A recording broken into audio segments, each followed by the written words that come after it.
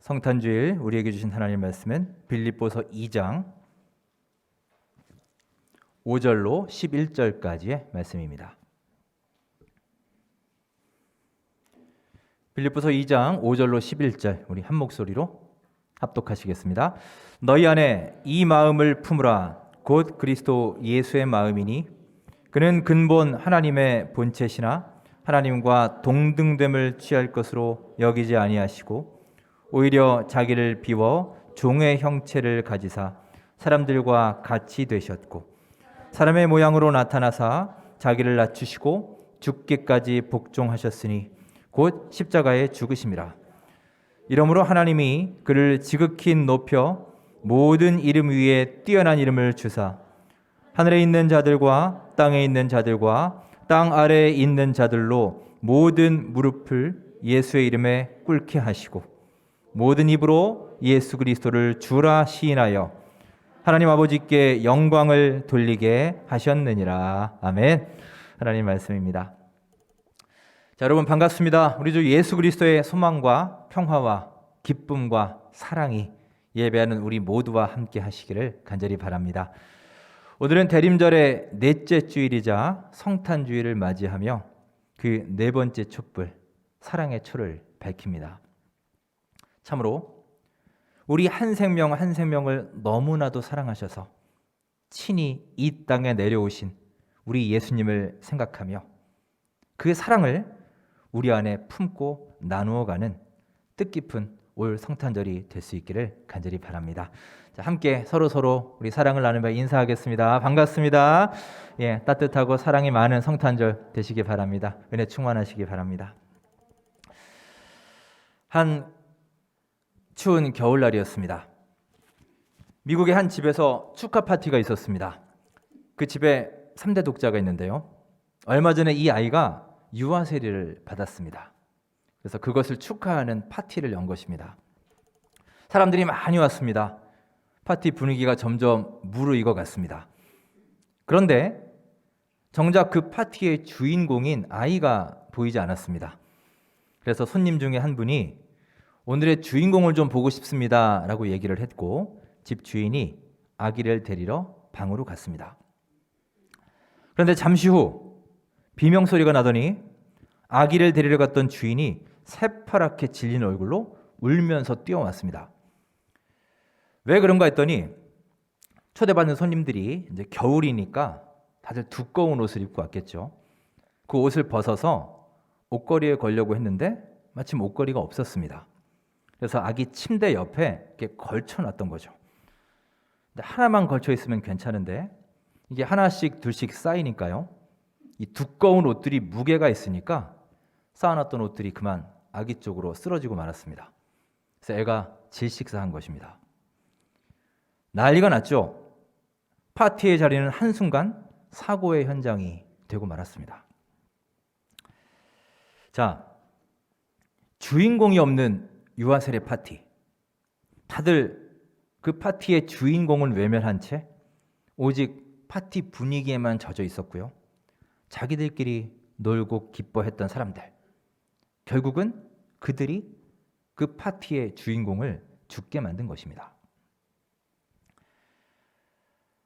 오늘날 우리의 성탄절도 마치 이 주인공 없는 유아 세례 파티와 같다는 생각이 듭니다. 성탄절이 되면 매해 모두 다 기뻐하고 즐거워하죠. 여러분도 기쁘시죠? 기독교인들만 그런 게 아니라 어느 종교든 종교가 없는 사람들도 다 들뜬 마음으로 성탄절을 맞이합니다. 예전만큼은 아닐지라도 거리에는 화려한 크리스마스 장식이 있고요. 예쁜 트리도 있습니다. 올해는 코로나 때문에 어떨지 모르지만 그 이전에는 식당, 술집, 찻집, 빵집 이런 곳은 손님들로 꽉 차서 정신을 못 차릴 정도였습니다. 그러면 그 많은 사람들은 과연 무엇 때문에 성탄절에 이렇게 들떠 있는 것일까요? 예수님 탄생을 축하하기 위해서일까요? 아마 그런 것 같지는 않습니다. 대부분의 그들의 머릿속에는 예수님에 대한 생각조차 없습니다. 단지 그들은 축제 분위기에 취해서 그렇게 들떠 있는 것이죠.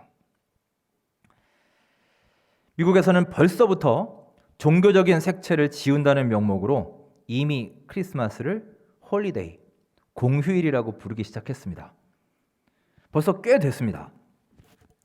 성탄 인사도요, 이제 메리 크리스마스가 아니라 해피 홀리데이, 휴일 잘 보내, 이렇게 인사하는 사람들이 점점 늘고 있습니다.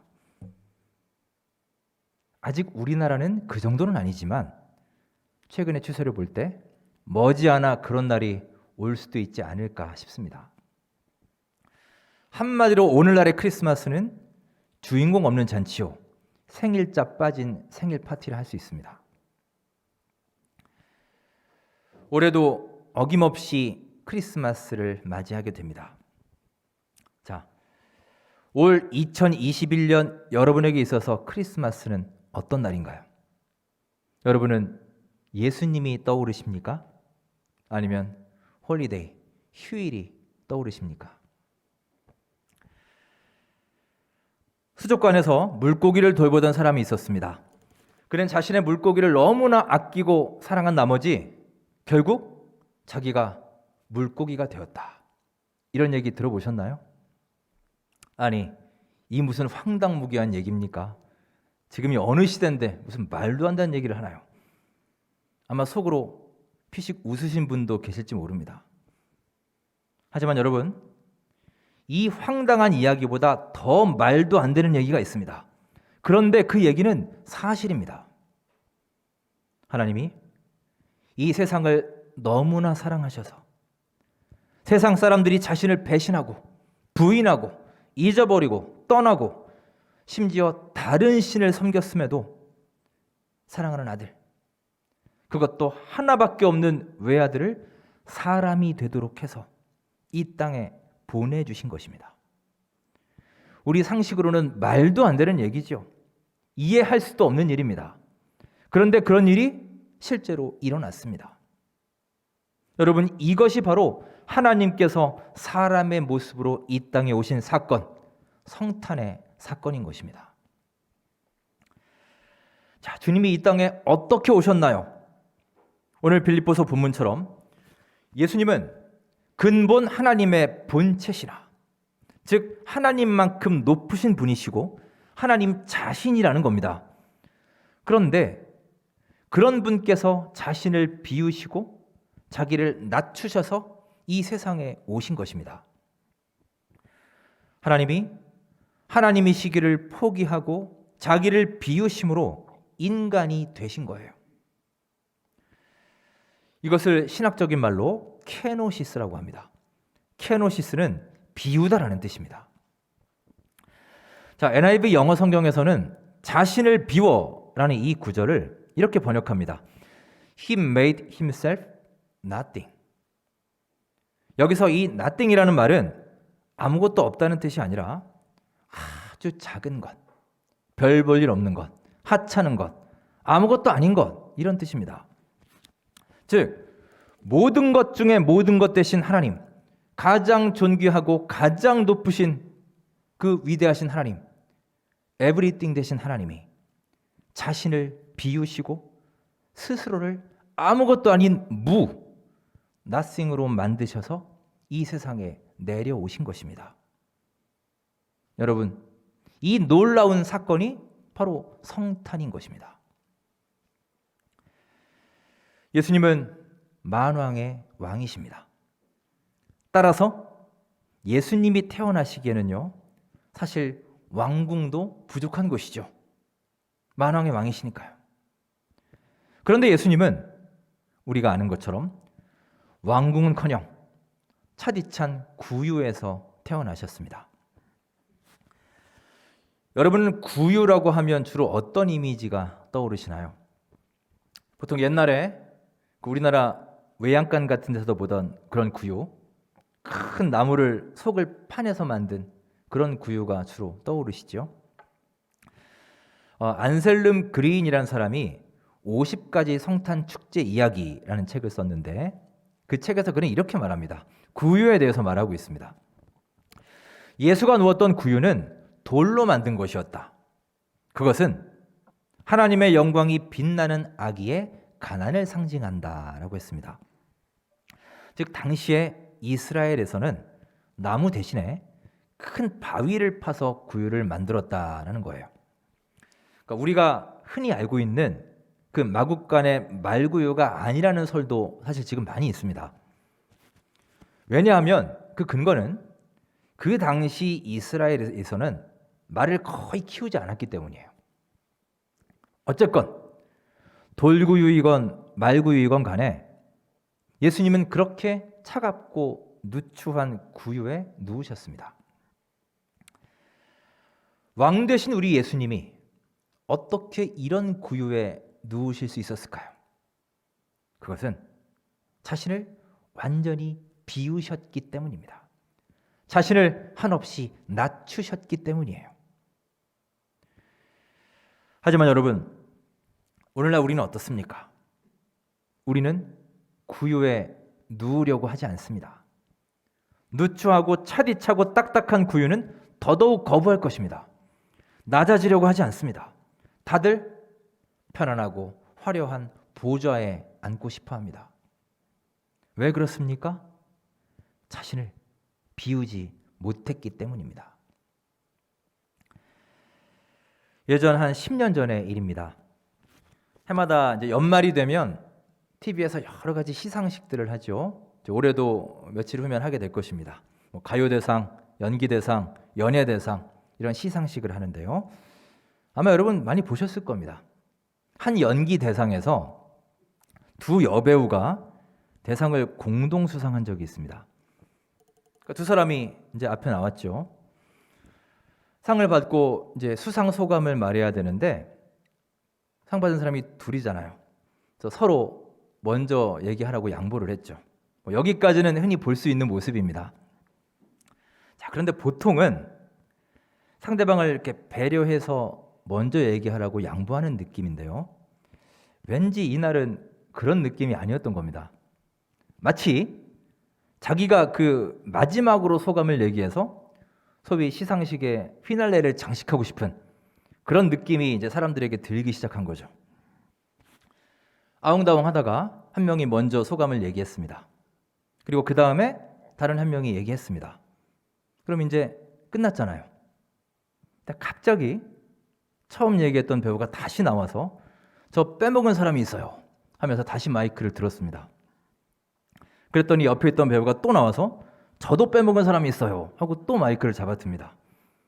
그랬더니 첫사람이 또 나와서 팬 여러분들 사랑합니다 이제 이러고 겨우 끝났어요. 그 방송이 끝나고 댓글이 엄청나게 달렸고요. 또 여배우의 기싸움 해서 막 기사들이 쏟아지기 시작했습니다. 그 두 배우의 나이 차이가 한 16년 납니다.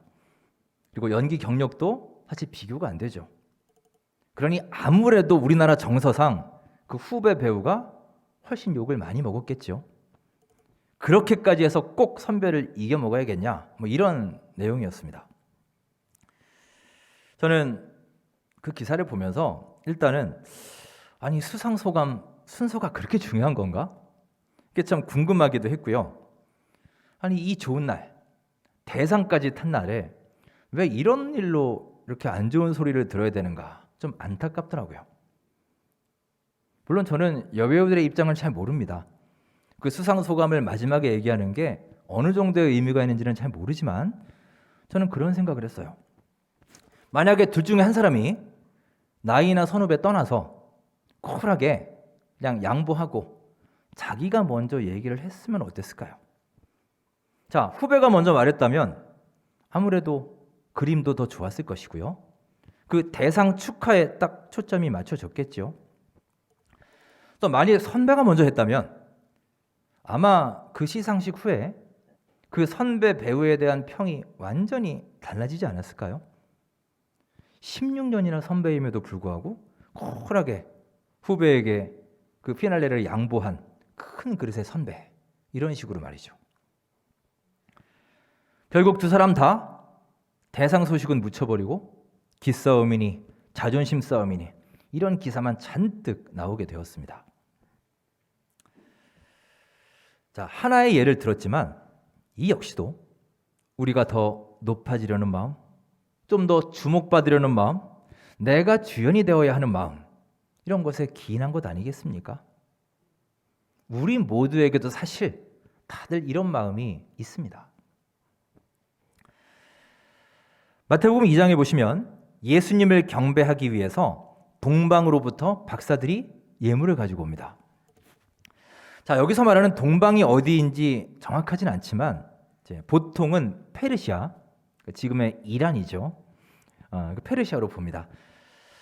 페르시아에서 이 이스라엘까지는 실로 엄청난 거리입니다. 적어도 약 4개월에서 5개월 정도는 걸릴 만한 그런 거리이고요. 뿐만 아니라 중간에 긴 광야를 건너야 됐습니다. 여러분 지난주에 광야 사진 보셨죠? 사람이 살기 힘든 곳입니다. 고생길입니다. 위험천만한 길이에요. 자, 그러면 그렇게 오랫동안 힘든 길을 왔으면 우리 같으면 어떨까요? 예수님 만난 다음에 이제 할 일 다 했잖아요.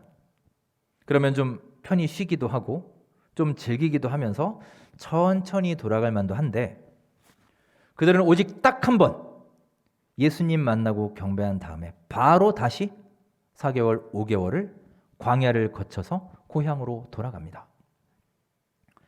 그들은 정말 자기의 인생을 걸고 자기의 목숨을 걸고 그 먼 길을 찾아온 사람들이었어요. 그러면 후대 사람들이 그들을 좀 기억할 수 있도록 최소한 이름이라도 좀 남겨줘야 하는 것 아닐까요? 그들 그럴 만한 자격이 있는 사람들 아닌가요? 그런데 성경에 보시면 여러분 동방박사들 이름 보셨나요? 성경 어디에 그들의 이름조차 나오지 않습니다. 나중에 만일 동방박사들이 복음서를 읽다가 자신들의 얘기가 나온 것을 보고요. 그런데 자기들의 이름이 안 나온 것을 알았습니다. 그러면 그들은 자기 이름이 안 나왔기 때문에 서운해했을까요? 아마 그렇지 않을 것 같습니다. 우리 같으면 어떨까요? 아마 우리 같으면 큰 시험 들었을지 모릅니다. 아니, 어떻게 내 이름을 빠뜨릴 수가 있어? 또 어떻게 내 이름을 철자를 틀릴 수가 있어? 내가 우리 교회를 몇 년을 다녔는데 어떻게 내 이름도 몰라? 실제로 이런 일들이 있죠. 저도 언젠가 노회에 갔는데요. 명찰을 받았더니 제 성을 바꿔놨더군요. 네, 명찰에 백수현 이렇게 적혀 있었습니다. 뭐 이해는 합니다. 많은 일을 하다 보면 그럴 수 있죠. 하지만 우리가 머리로는 이해를 해도 기분은 좋을 리는 없죠. 적어도 내 이름을 잘 모르는구나 라는 사실은 우리에게 그리 유쾌한 일은 아닙니다. 우리는 알게 모르게 내 자신이 또 내가 한 일이 드러나고 인정받기를 원합니다. 좀 더 나아가면 칭찬받고 싶은 마음도 있습니다. 교회 일, 하나님의 일을 할 때도 마찬가지예요. 크게 다르지 않습니다. 왜냐? 아직도 내가 죽지 않았기 때문이에요. 나를 비우지 못했기 때문입니다. 하지만 여러분, 우리 예수님은 자신을 비우셨습니다. 그래서 예수님은 수많은 사람들이 주목하는 예루살렘이 아니라 저 변방의 베들레헴에서 태어나셨습니다. 아무도 주목하지 않는 이름 없는 여인 마리아를 통해서 나셨으며 왕궁이 아니라 차디찬 구유에 누우셨습니다. 또한 다들 무시했던 그 촌구석 나사렛 지방에서 자라셨어요. 예수님은 이렇게 철저하게 자신을 낮추고 비우셨기에 후에 십자가 죽음 앞에서도 이렇게 기도하시지 않았습니까? 주님, 제 뜻대로 마시고 아버지의 뜻대로 하옵소서. 여러분, 십자가에서 죽기까지 순종할 수 있었던 것도 이렇게 자신을 비우셨기 때문입니다. 우리 예수님은 이 땅에서 하나님의 아들로서 누릴 수 있는 모든 영광과 특권을 다 포기하셨습니다. 우리를 구원하시기 위해서 자신을 친히 비우셨고요. 그렇게 인류 구원의 사역을 완성하신 것입니다. 자, 오늘 본문으로 돌아와서 빌립보 교회에는 유오디아와 순두계라는 두 여집사가 있었습니다. 예전에 한번 말씀드린 적이 있죠. 이 두 집사는 열정적인 사람이었습니다. 교회를 열심히 섬기기는 열심히 섬겼어요. 그런데 서로 너무너무 안 맞았습니다. 매일매일 불화가 일어났고요. 결국에 유오디아파, 순두계파, 이렇게 파벌이 생기게 되었습니다. 그래서 빌립보 교회는 분쟁으로 조용할 날이 없었습니다. 이 소식이 당시 로마에 있던 바울에게 전해지게 되었고요. 바울은 이 빌립보서를 쓰면서 오늘 본문처럼 두 사람의 실명을 언급해 가면서 권면합니다. 서로 한 마음을 품어라. 그리고 제발 싸우지 좀 말고 서로 화합해서 교회를 잘 섬겨라. 본문 5절에서 바울은 예수님의 마음이 어떤 마음인지를 설명하면서 앞서 얘기했던 케노시스, 비움에 대해서 말하고 있습니다. 자, 본문 우리 2장 6절부터 8절 말씀 함께 읽겠습니다. 6절 8절 시작.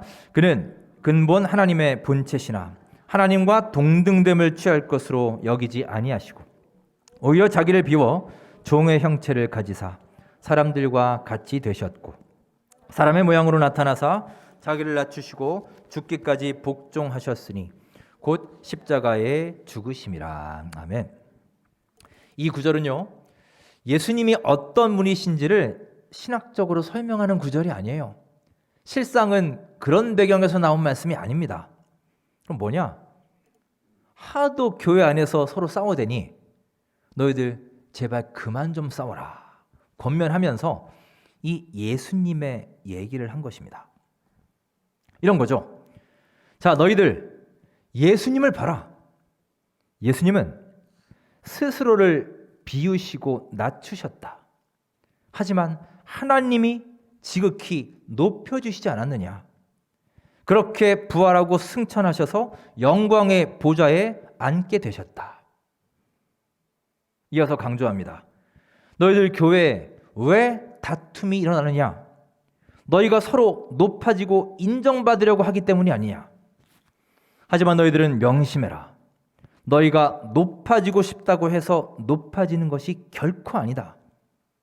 오히려 스스로를 낮추면 하나님이 너희를 더욱 높여주실 것이다 라는 것입니다.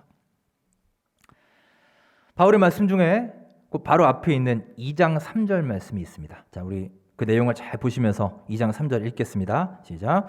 아무 일에든지 다툼이나 허영으로 하지 말고 오직 겸손한 마음으로 각각 자기보다 남을 낮게 여기고. 아멘.